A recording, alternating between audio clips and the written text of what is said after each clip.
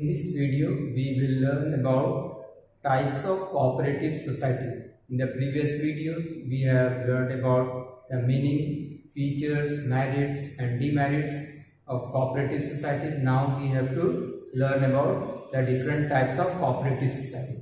Now what are those different types of cooperative societies? Let us discuss one by one. First is the consumers cooperative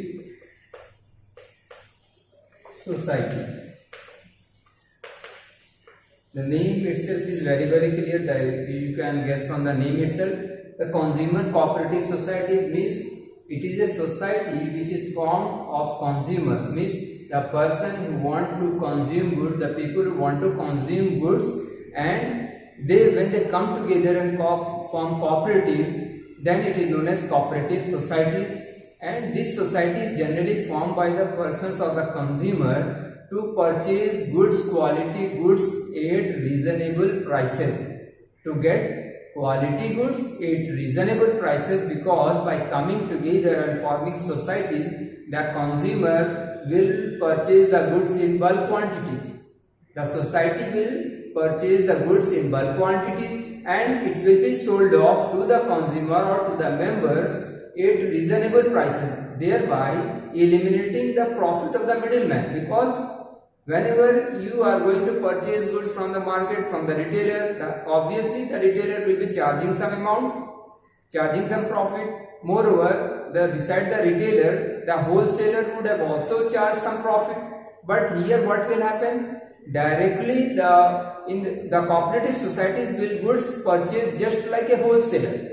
Just like a wholesaler, the cooperative will purchase the goods and it will be sold off to the members, directly to the consumer. Thereby the role of the middleman, that is here the profit of the wholesaler as well as the retailer, will be eliminated and the consumer will get to buy quality goods at reasonable prices. Now next is the producers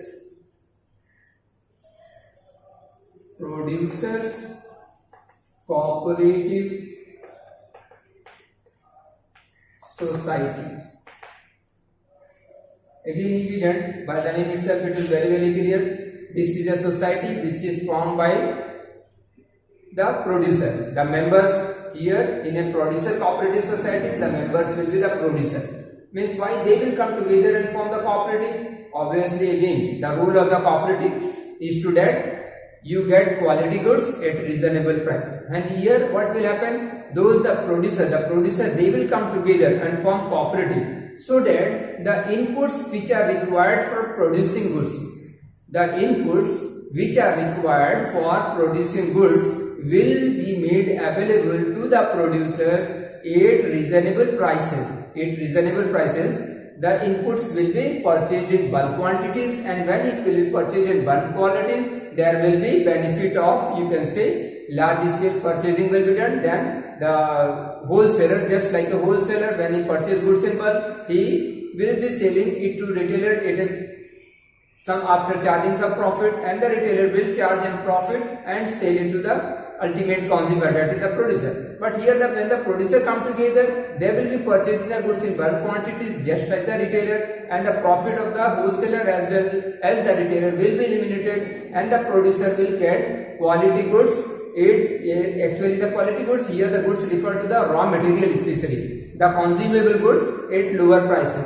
For example, you can say, suppose you are going to produce chalks, or you can say you are going to manufacture copies or books. So in this case what will happen? You will be purchasing the chalks, the papers in bulk quantities. Or the machine which will be used for printing the copies, you may be purchasing the copies in bulk quantities, and whosoever members want that machine or the papers in order to produce the copies, they will be purchasing from the society, and they will get the benefit of, the elimination of the middleman, because here the retailer as well the wholesaler's profit will be eliminated, and the producers or the member will benefit because of the cooperative. Now next cooperative is, you can say, the marketing cooperative. marketing cooperative society.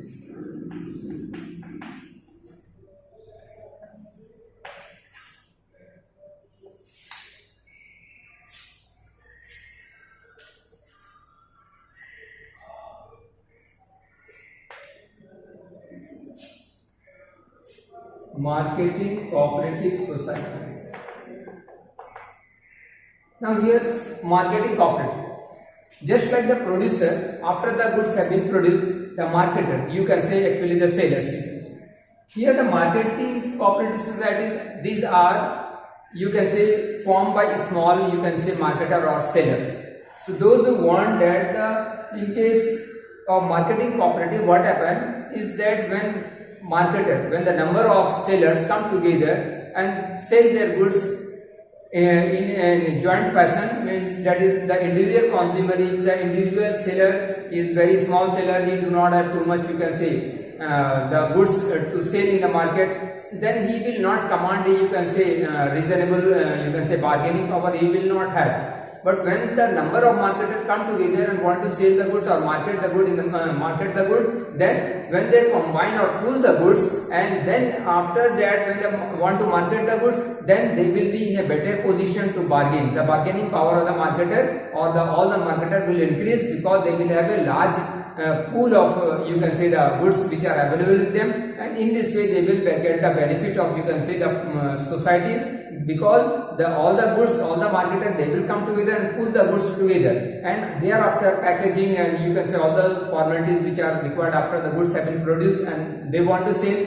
then repackaging of the goods will be done in the marketing cooperative, and when the goods are sold, some benefit will arise to the marketer. They will get a better bargaining power, and thus a good price, or you can say good margin they will be getting, or good profit they will be getting. And when these goods, when the profit arises, this will be distributed among the marketer on the basis of the amount, whatever amount they have contributed to the pool, or the amount of goods which have been sold. Accordingly, they will be shared, the profit will be shared depending upon what was the total, you can say, amount contributed in the pool by the different marketer. The profit will be shared accordingly. Now, then next is, you can say, farmers cooperative. Farmers cooperative society. Farmers cooperative. Now, similarly to producer and consumer, the marketer, the farmers, they also come together and form cooperative, so that the farmers also need various inputs in order to, you can say, cultivate crops. So the farmers cooperatives are formed so that the farmers can get good, you can say, raw material or the consumables which are required for, you can say, farming, as well as in order to sell the goods also. After the goods have been produced, it can be sold by them. It is, you can say, good market price, because the individual farmer do not have too much bargaining power, and they try to get reasonable, you can say, good bargaining power as they come together and form cooperative. Moreover, by forming the cooperative, the farmers, they get good quality seeds and various inputs which are required for producing, you can say, for production of crops. They will get a reasonable price. So farmers cooperatives are generally formed so that farmers can get reasonable or good seeds and quality inputs at reasonable prices. Next is the housing cooperative society. Housing cooperative societies.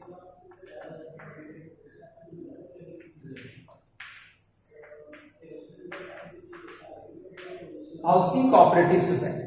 Housing cooperative, the name itself is there. Nowadays, as you know, that the property valuation of, you can say, value of land and buildings and various properties are increasing at a very fast rate. Means there is a great increase or appreciation in the price of land, and or you can say the flats which are available, means which are being sold in the market nowadays. So a normal human being, or you can say normal average person with average income, they find very difficult, you can say they face difficulty while purchasing, you can say, the plots, or you can say the houses which are being built by the various private builders. So in order to gain in order that they can also purchase the normal, you can say, the average people or the people which do not have very high income, or you can say those who are having very limited income or low income, if they want to purchase goods, purchase houses or flats, or you can say land, then these type of people who are desirous of you can say of having flats, they form housing cooperative society.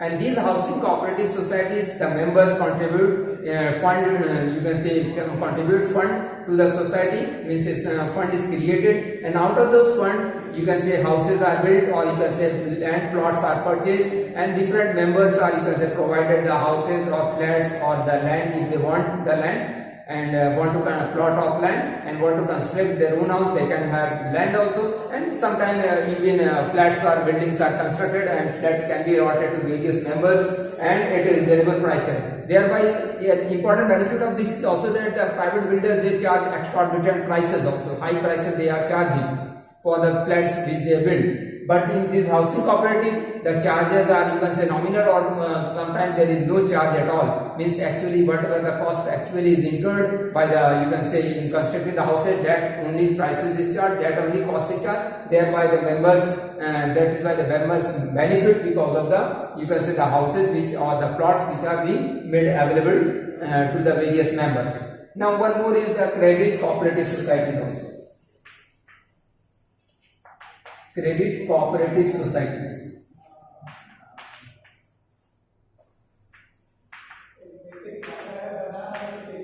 Credit cooperative societies. Here again, credit means loan, you can say. Many times people want loan, and nowadays you know there are too much terms and conditions are there in order to secure loan or get loan from the banks, and you have to provide some security, and even the private lenders, they charge, even if they do not charge, do not require any security. Sometimes they also require security, but some private lender may not require any security, but the rate of interest is very high. So it is not very easy for a average person to take loan or credit from the market. So these people, those who want loan, or you can say credit facilities they want, they can come together and form cooperatives, so that, and all the members will be contributing to the, you can say, to the credit cooperative society a particular amount, or you can say their whatever amount they want to contribute, and the members, among the members of the cooperative, those who want loan, they can take loan is easy rate of interest or lower rate of interest. The interest the members will be provided loan, and in this way they will have easy credit or easy loan will be available at a moreover at a lesser rate of interest also. In this way, the people or those who want to get easy loan or loan at a lower rate of interest, or those who are interested in this in loan, they can come together and form cooperative, and in this way they will benefit. The terms and conditions are, you can say, generally, you can say, very easy, so that you can easily repay the loan. Moreover, the rate of interest will be lower also, and you can say securing loan will also be easy. So this is all about cooperative societies. In the next video, we will start with the joint stock company form of organization. Till now we have discussed sole proprietorship, partnership, cooperative societies, and last one that is joint stock company form of organization. We will discuss in the next.